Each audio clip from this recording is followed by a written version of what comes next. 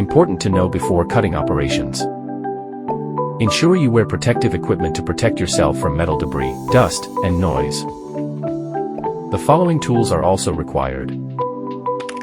Calculate the cutting angle. If you only need to match the length of the space, cut it straight at 90 degrees. If the turn angle is theta, it should be cut at an angle of theta/2.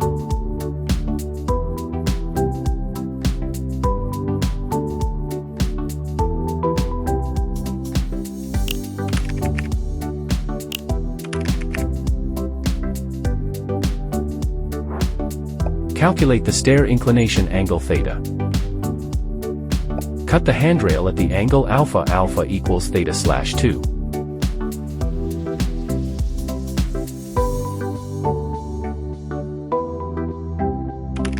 Cut handrail. Step 1. Wrap masking tape around the section of the handrail that needs to be cut.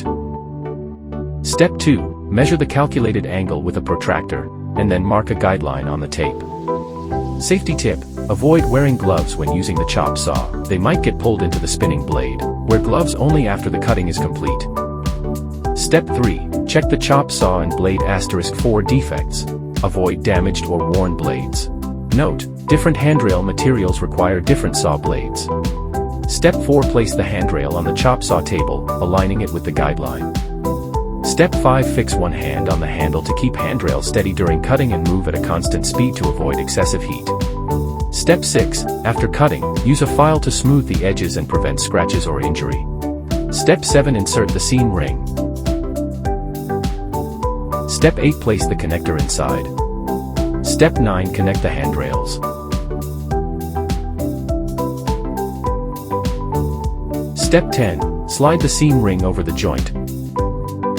Or, if everything fits perfectly, just trim it off. A seamless handrail brings a smoother, better experience to your space. Friendly reminder: problems may occur with non-professional cutting.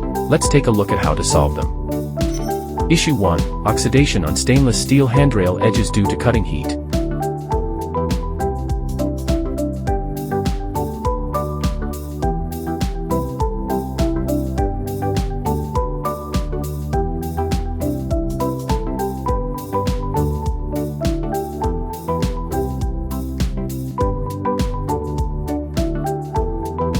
Issue 2. Large gaps at the handrail joint after cutting.